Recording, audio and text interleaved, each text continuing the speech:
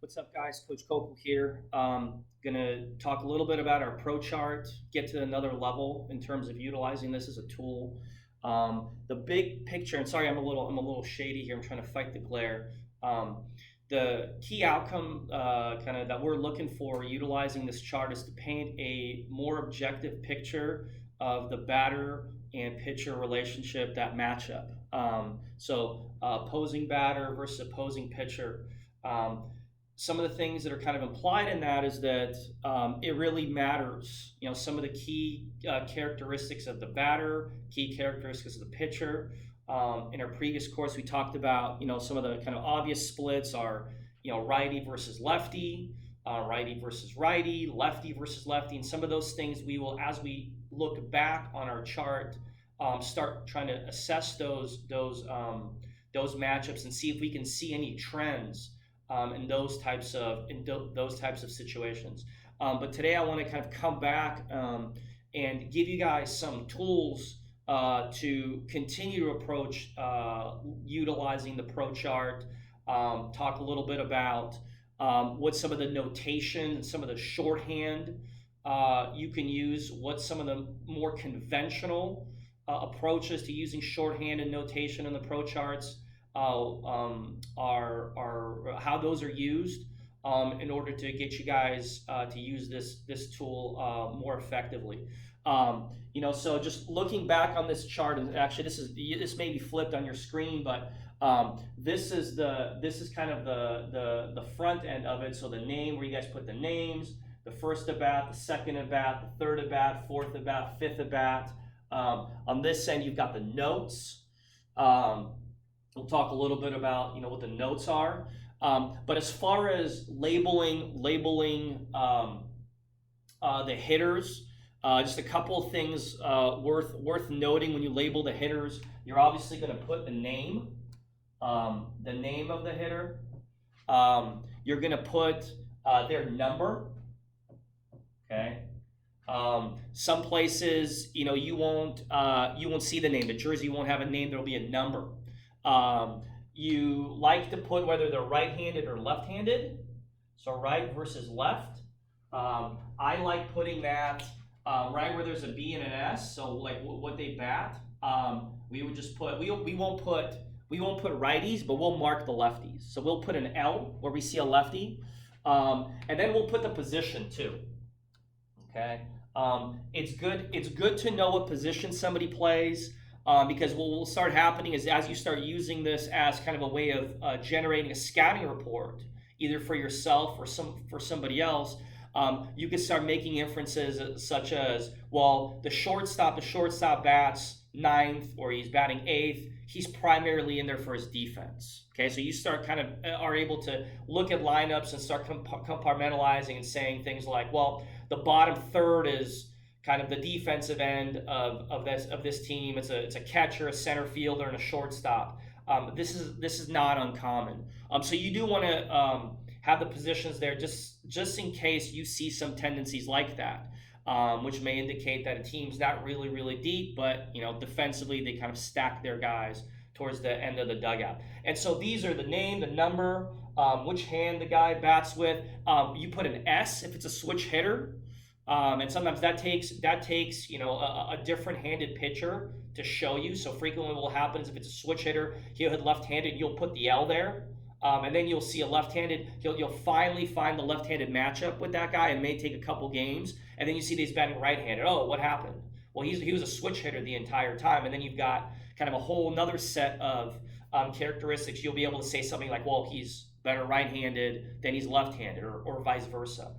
So we do want to have the hand, and then we want to have the positions. Positions, we typically use the one through 9, right? So number 1 is a pitcher, number 2 is a catcher, number 3 is a first baseman, 4 is second base, 5 is third base, 6 is shortstop, 7 is left field, 8 is center field, and 9 is right field, and DH for DH. Okay, so that's this box. And we want to have that be as generic, as conventional as possible. If somebody has a last name like Smith or Johnson, Martinez, Wilson, you'll usually put a first initial there, because there may be more than one of those guys in that lineup or on that team. Okay, so that kind of accounts for just labeling those boxes.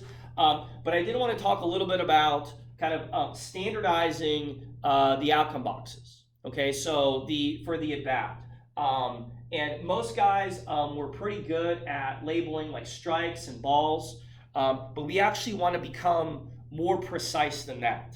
Okay, the numbers we like to use in those boxes. So if we kind of imagine, kind of draw this line right here. So this is the ball box. It's the box up top, and then this is the strike box. This is the box below. When we start labeling pitches, okay, when we start labeling pitches, 1 is fastball, 2 is curveball, 3 typically is slider, 4 typically is changeup, and if there's a 5th pitch, a splitter, screwball, knuckleball, we'll use 5 as a number as well. What I personally like to do is when we get into a 5th pitch situation, I will use shorthand. Okay, so rather than having a 5 for a splitter, I would just put split. And even though that may seem cumbersome, when you start looking at your chart, you'll actually see you want those pitches to pop because you want to know when those are coming and the frequency. And typically the 5th pitch it's not, you won't be writing this very, very frequently. And when you see it should really stick out from your chart. The number that you're most likely to see with the most frequency is what? Is the number 1, right? So the fastball. And so we use that box, whether it's a ball or a strike, to label the pitch. But if we can, we also want to label the location. Okay, so if we've got a fastball away, we would put down a 1, and I'm putting them all in ball. Obviously, if it's a strike, I would put it down here. Okay, so 1 for fastball for a strike, but I want to be more precise than that because I want to learn where those fastballs are typically going. Okay, not just for strikes, but eventually where they're missing.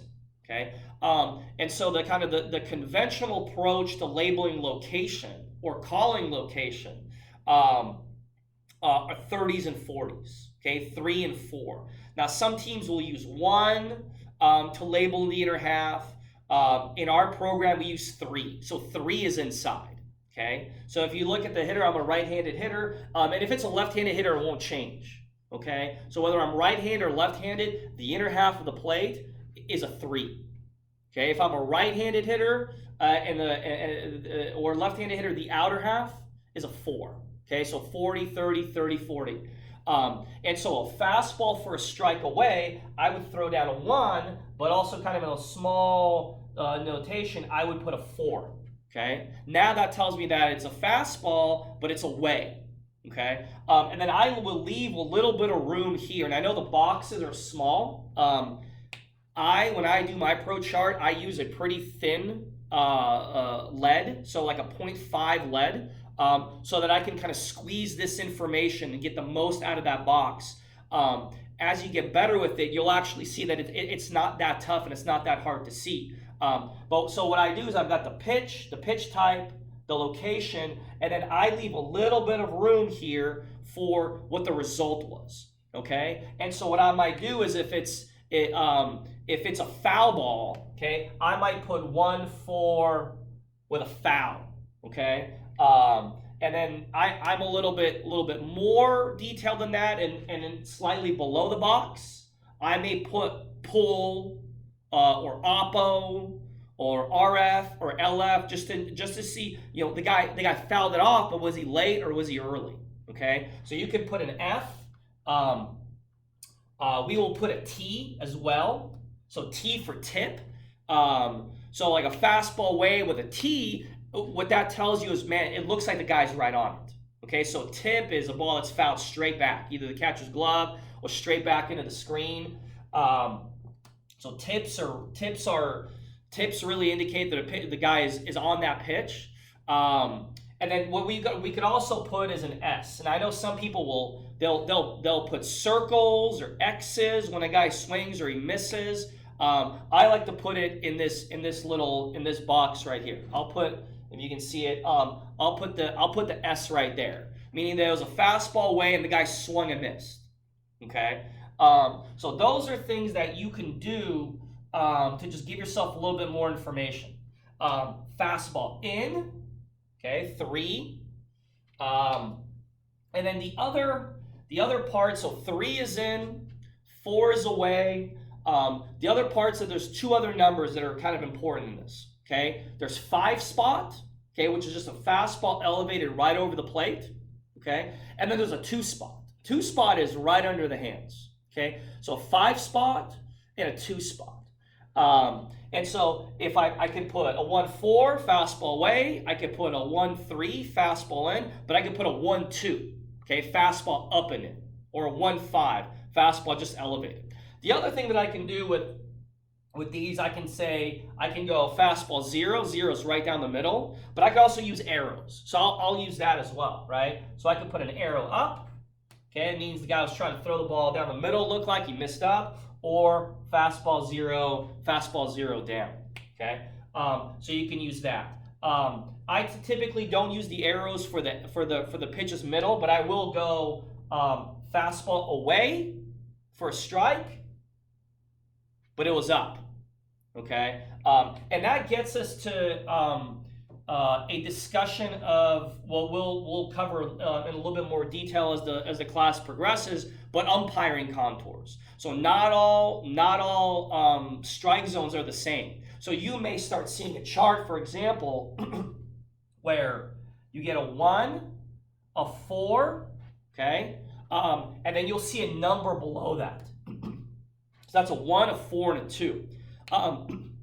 And what that says is it was a fastball away, but it was 2 balls off. Okay, and if there isn't a swing there, what that's telling you is that that's a wide zone. It's a wide zone. Okay, we'll use standard deviations of 2. Rarely will we put 1-4-1. If it's 1 ball off, like, that's very reasonable. But when we start seeing fastballs away, 2 balls off, getting called strikes, we're gonna note that. Just to understand and keep in mind, keep track of the umpiring contours getting wider. You start seeing 1-4-4s getting called strikes. Wow, that's a big zone. Okay, so we want to know that because sometimes what you'll get is you'll get a chart that's got a bunch of 1-4s and nobody could hit it. But what it turned out is the strike zone was so wide. It wasn't that these guys couldn't hit it. It's that balls were getting called strikes, which is most frequently what happens. It's very rare when strikes get called balls, okay? But balls will be called strikes.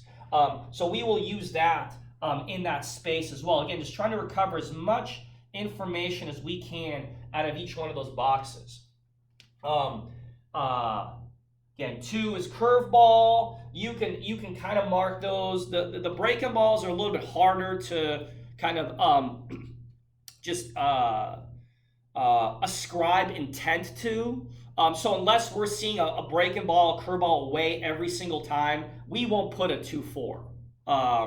But if the situation merits that, then you've obviously got the discretion. Now I was a little bit kind of slow to talking about the 3 and the 4. So which one's the slider, which one's the change? There is an argument if somebody doesn't throw a changeup to go 1, 2, and 4 and use the 4 as the slider. Okay. And there is an argument for if somebody doesn't throw a slider to go 1, 2, 3, and the 3 is the changeup. Just understand that that's something that when you're starting to think about the pitcher and try to profile him, you're going to want to know that. Typically, what will happen in kind of the higher levels of baseball is you don't want to jump the gun and say, oh, there's no changeup, because the changeup is the 3rd pitch most often, and it may not come out for a starter until the 2nd or the 3rd time through the lineup.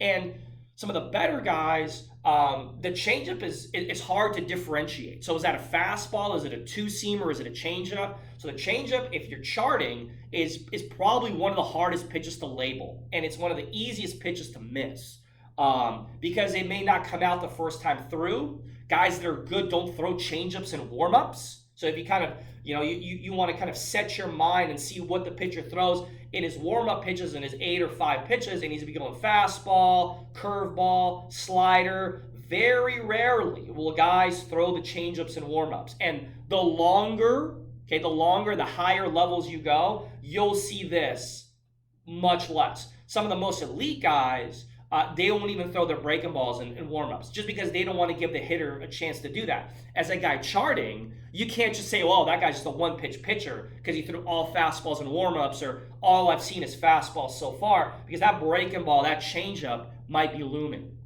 So that's one of the challenges. So again, the 3s and the 4s, 2s are breaking balls.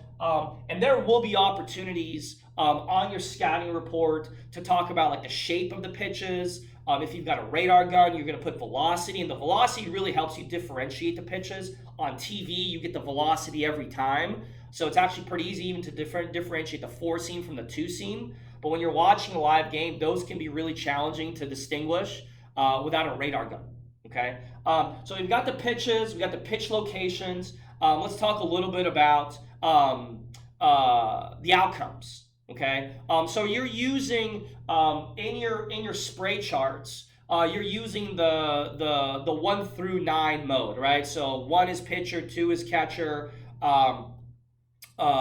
So you can say F2 or PO, fly ball to the catcher, or pop up to the catcher. I like using the pop-ups. I like using PO instead of F2, just because there's a difference between a pop-up and a fly ball, okay?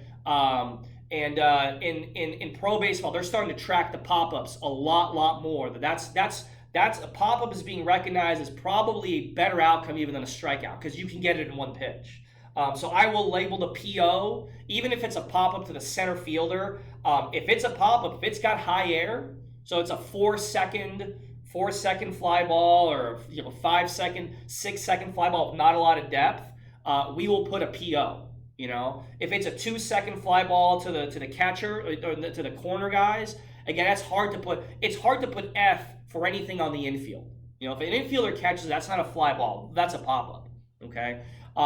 So we do want to be able to label our spray chart just to see where the guy's driving the ball. If you've got a bunch of F9s for a right-handed hitter, you don't know whether you should be playing deep, okay, or whether you should be playing shallow. But if you've got a bunch of PO9s, well, now you're bringing your right fielder way in, because you have data, you have evidence that this guy's not driving the ball the other way. You don't have to give up the line, you don't have to give up depth in right field. Okay, so the POs versus the Fs are important when it's an unassisted out.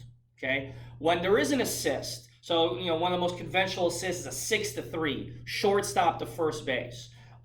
We do want to use dashes for that. And what you're really looking to do is really be descriptive and really be accurate in terms of, is that ball going into the 6 hole, so to the shortstop's right, or is it going up the middle to the shortstop's left? That's really important. So when I'm making my dashes here, if it's a 6-3, and I will put the outcome here, 6-3. Okay. So if it's a ground ball to short, I will try to shade with my dotted line. I will try to shade the middle of the field, just because next time I know that hitter is moving my shortstop to his left. Conversely, if he's moving my shortstop to his right, okay, I may put in parentheses right here, okay, if it's a 6-3, I may put in parentheses right here, okay, let me erase this. I'll put a 6, okay? I'll just put in parentheses 6. Okay, that's the 6 hole. Okay, so the 6 hole is moving my shortstop to his right. There's also you can use the 6 in parentheses, or you can use a 5. Okay, so the 5 hole is different than the 6 hole. Some people use the 6 hole interchangeably, or they call it the 5-6 hole. We like to be more precise. There's a difference between a guy moving your third baseman off the line going in the 5 hole. The 5 hole is to the left of the third baseman, okay? And there's a big difference from that guy than the guy that's moving your shortstop to his right, okay? Even though it seems like the same thing, okay? Think about this, okay? If a guy's moving your third baseman to his left, what should you probably do with your shortstop? It may seem counterintuitive, but you should play that guy up the middle more, okay? If the guy's putting your third baseman on the line, and this seems more intuitive, if he's going down the line at third base, okay, what should you do with your shortstop? You may put him in the 6 hole. Okay, so just because a guy hit the ball between the shortstop and the third baseman doesn't necessarily mean the position calls for both guys to be in that position. Okay, so you don't want too much overlap. There's some guys that are like this, but that's actually really, really uncommon. Okay, so the outcomes we want to be really as precise on. The same thing works on the right side of the infield. Okay, so if a ball beats the second baseman to his left, we will say that that's in the 4 hole. If a ball beats a first baseman to his right, we will call that 3 hole. And so next time, what you might do, or what you might say, is that, well, that guy's shaded oppo. Okay, you have an opportunity to maybe move your defender. Like in the case of a guy's going in the 3 hole, you would move your first baseman off the line. If a guy's constantly going in the 4 hole, you may want to move both those guys to the line and to the 4 hole. The other thing that you can do on your outcomes, in that case of the 6-3, okay, 6-3. I know my pen's kind of dying here. Is you can say, that's plus contact, okay, plus.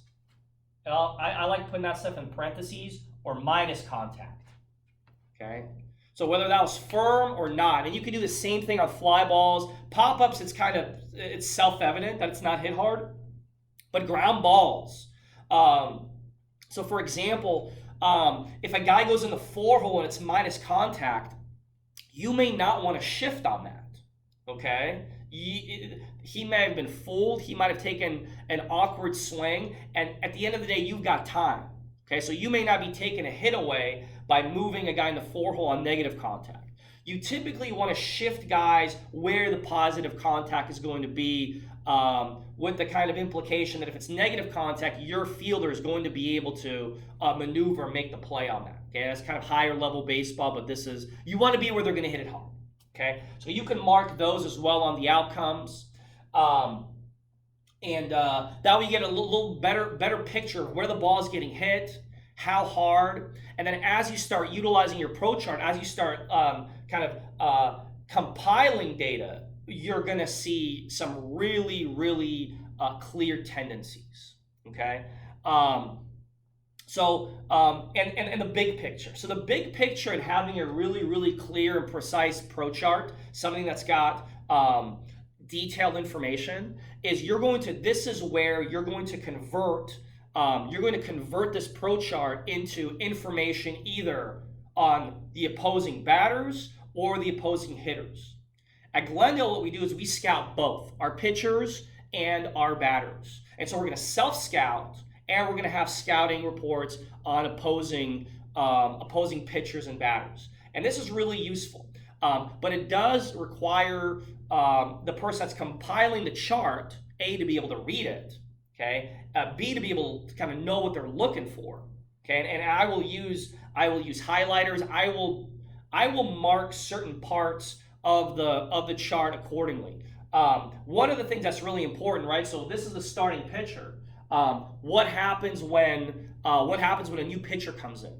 Okay, so if a new pitcher comes in to face the 2-hole hitter, so this is the 2-hole hitter in the second inning, what I will do is I'll get a red pen. Okay, you can use any color pen, and I'll make a line right here. I'll make a line, and I'll put their number in there. Okay, just to indicate that at bat is against a different pitcher. Okay, so it's very important that we're logging who those pitchers are. Okay, what those matchups were, because the matchups will really have a strong impact on what the outcome of the at-bat is. Okay, so we're monitoring that stuff. Remember also, if somebody makes an out on the bases, remember not to stop your book in that at-bat, but you actually have to come back, right? So what we'll do to mark every inning, for example, if the leadoff hitter made the last out of the second inning, we'll just make a dash right here, a side line, okay, across those innings, and we'll say that was the end of the second inning, just to make sure that your chart is nice and tight. This isn't like a scorebook where you're skipping. You'll see people do squiggly lines. We're not doing that. Okay, we're not interested in that. Okay, we're interested in just getting detailed information on the at-bats of the hitters against the pitchers that they face. That's all we're looking for. We're not necessarily looking to keep score. Sometimes it's useful to put RBIs because guys may give in RBI situations, but we're not tracking runs. You know, you're not drawing like, you know, where the guy went. You know, you're not coloring in these boxes. I suppose you could, but that's information that's not necessarily going to help you come up with a plan to get that guy out. Okay, a situational plan to get that guy out, that he scored. It doesn't really help you in a way that you need to keep track of if you're keeping score, if you're actually keeping the scorebook. Okay, so we do want to use this information to compile a data-driven profile of the hitter. Okay, so I just want to talk a little bit about some of the shorthand that we'll use as we're starting to look at some of the tendencies that are emerging as we're doing our pro chart. A couple things will emerge right away. Okay, if somebody swings at the first pitch, okay, if somebody swings at the first pitch, that's one of the kind of most universal and conventional notations that people will make. And you can make it, I like making it here, okay, right by their name because it's so important, but you can also use the note box, okay? But if somebody seems to be a first pitch swinger, you know, what the shorthand that I use is just 1 STP, first pitch, okay? And then if it happens over and over again, I will tally those, okay? And we have seen guys that they've swung the first pitch 4 times, okay? And so we'll label those guys, and you'll start looking at lineups in a way that you maybe haven't, you know, looked at before. You know, where, hey man, this whole lineup the first time through swung first pitch. Okay, and then maybe the second time through they didn't, or maybe they all the way through they're very aggressive early in the count. Okay, so first pitch swingers. The other shorthand that we'll have, so that's for the early in the count. The other type of shorthand that we'll have, 2-strike adjustments. Okay, and this will be noticeable. So it's a guy may change grip, he may change where he stands in the box, he may change how much he's rotating, how aggressive he is. You will see. Okay, you will see this. If it's not evident, don't put it. But if it's something that's really, really obvious, 2-strike adjustment, we just use 2K ADJ. Okay, and again, that may seem cumbersome, but we're only doing this in situations where it's obvious. Okay, it's obvious that this guy is in a 2-strike adjustment. And we'll talk a little bit about why that's important to know in terms of positioning, in terms of pitching to a guy, what type of repertoire, what type of arsenal you would use once you get to 2 strikes on guys who are in 2-strike adjustments, as opposed to guys who don't have a 2-strike adjustment. If somebody's like super aggressive, continues to be very, very aggressive, you may even put no 2-strike adjustment. Okay, so those are notations that we want to be able to, as we start looking, as we have more and more and more at bats, okay, and you know, second and the third sheet of this, you will see it. Okay, you'll see, hey, this guy, no 2-strike adjustment, or man, this guy never strikes out. Okay, so 2-strike adjustment. You know, we'll mark guys that are good runners. Okay, so one of the things that you can do is you whip out a stopwatch. And if this guy, again, this guy went 6.3, but he ran down the line in a 4.1, which is a really good time, we'll put a 4.1 there. Okay, we'll put their times. Okay, and that's kind of predicated on you knowing what a good time is.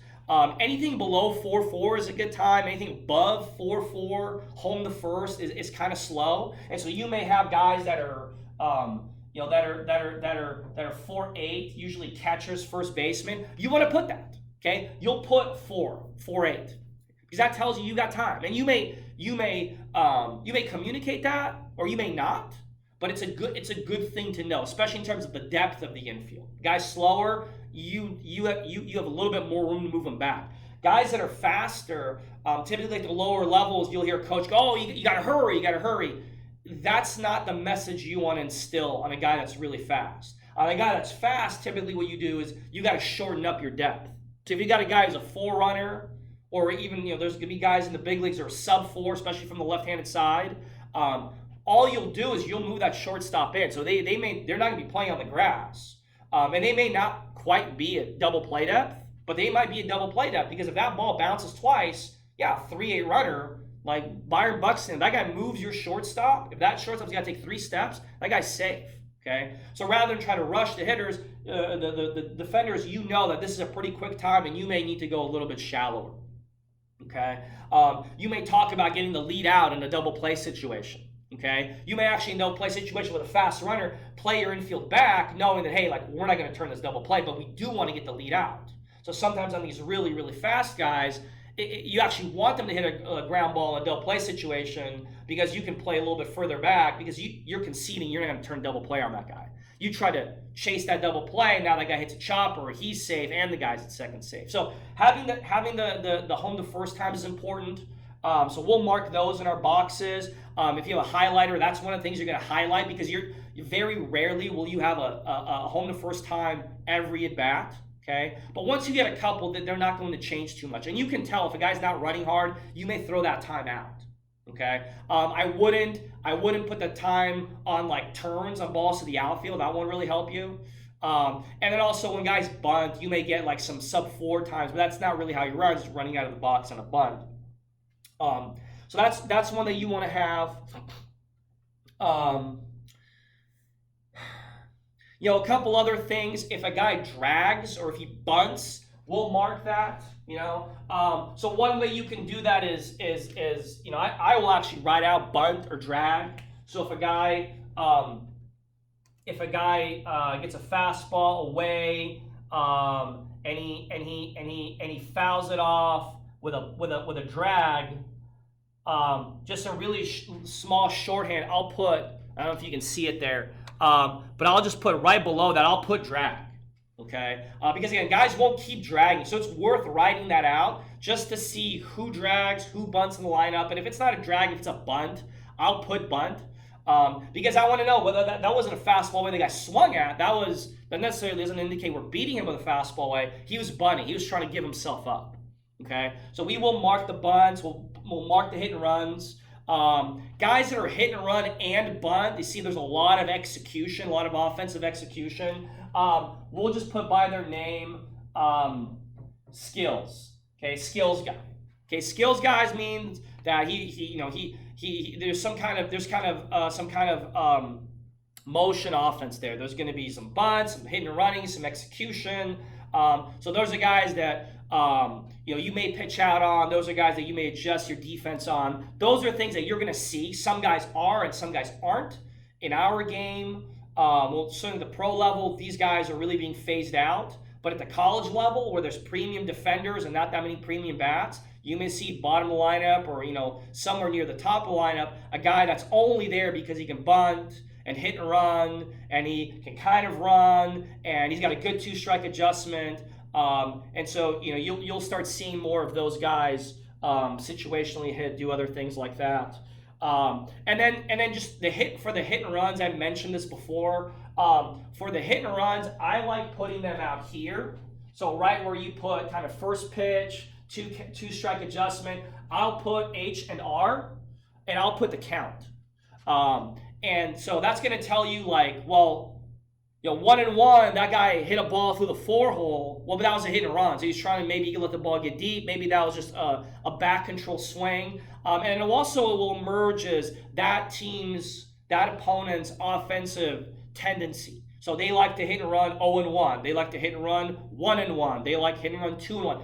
Very frequently, you will see tendencies emerge, and that may be your shot to pitch out, okay, on those counts.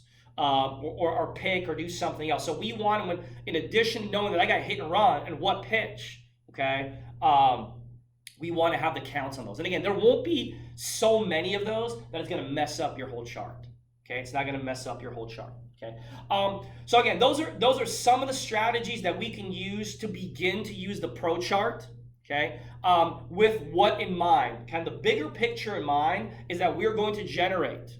Okay, so far we've been really talking about this from a hitter's perspective, right? So scouting opposing hitters or scouting your hitters, right? And so, what pitches are they swinging at? What pitches are they taking? Do they expand the strike zone? So 1-4-2 with maybe a swing. He's chasing. He's expanding. Okay. And so we will have tendencies and inferences to make based on that data.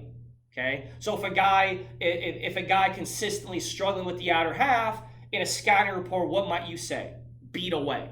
Okay. You may say expand. You may say try to find the end of the bat. If a guy that's got positive contact on fastballs away, you may say, hey, you could try to get in, right? It doesn't have to be definitive, but try to get in. Or maybe you tried to go inside and looked awkward. You may go instead of beat away, you may say beat in, right? And frequently what you'll see is as you're looking at at bat, if a guy gets a base hit on a fastball away, he's not going to get that pitch the second time. Okay, they may try to come back inside, or they're going to go to a breaking ball. Okay, so conventionally speaking, this is like tic-tac-toe. You start crossing off what doesn't work, and you're trying to identify what does work. Okay, so if a guy is punishing you on the outer half, you may try to come inside. You may try to spin a breaking ball.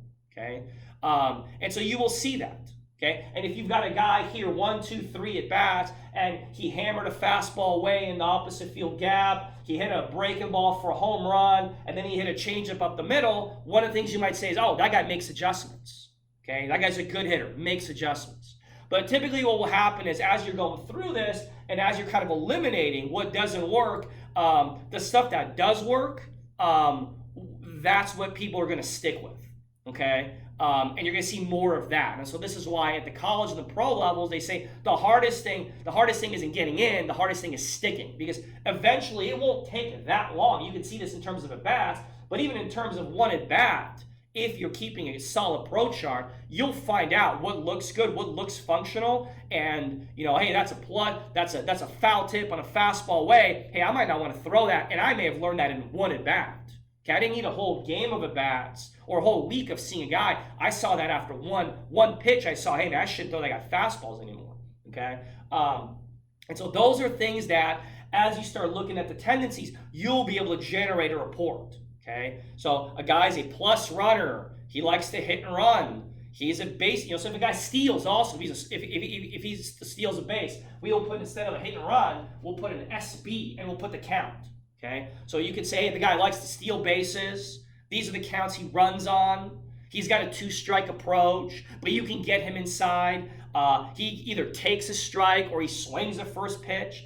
Those are all things that in one at bat, in 2 or 3 at-bats, you can identify, and then as the game goes along, you're either looking for those things because you're charting, or you're looking to prevent them as the opponent, right? You're trying to take those strengths away, right? So what we're really trying to do is identify the strengths and the weaknesses. That's what everybody's trying to do. And then how they're going to utilize those, well, that's kind of up to, that player or that program, whatever they're going to do. But it's absolutely imperative that we're able to find those out and expose those. Be as transparent as possible. And then at Glendale, what we do is, we want to find the opponent's weakness. And if we can, attack it with our strength, okay?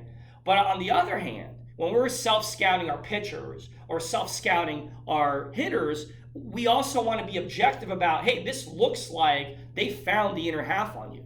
Okay, well, we're going to make adjustments to take that adjustment away from them. We're not just going to stay there and try to figure it out. Okay, it is a game of adjustments. Okay, so your profile, your resume as a baseball player is really this series of, hey man, handles the ball in, can see a breaking ball, has a 2-strike adjustment. You don't want to come inside. These are things that, good base runner, stolen bases, those are all things that you want to have on your resume. Makes adjustments. What you don't want your box to say is beat away, no 2-strike adjustment, 4-7, 4-8 runner, can jam, can get in, because that's what your bats look like. You don't want that. Okay. Pertaining to the pitchers, you'll also see some of these tendencies. So one of the things you can find right away is what side of the plate is the fastball going to? It's one thing just to say, he's throwing lots of fastballs. Okay, is it to the extension side, to the glove side, or is it to the arm side? So if it's a bunch of 1-4s, well, we may say after a few at-bats or after first time through the lineup is, hey, we're going to get on the plate because that guy hasn't shown he can come inside. Conversely, if everything is running back arm side, you may get off the plate. Okay? You may take a different approach to try to take, it may not necessarily be a strike. He may not want everything to drift back, but that's what's happening. Okay? So we will identify like what side of the plate is the fastball on.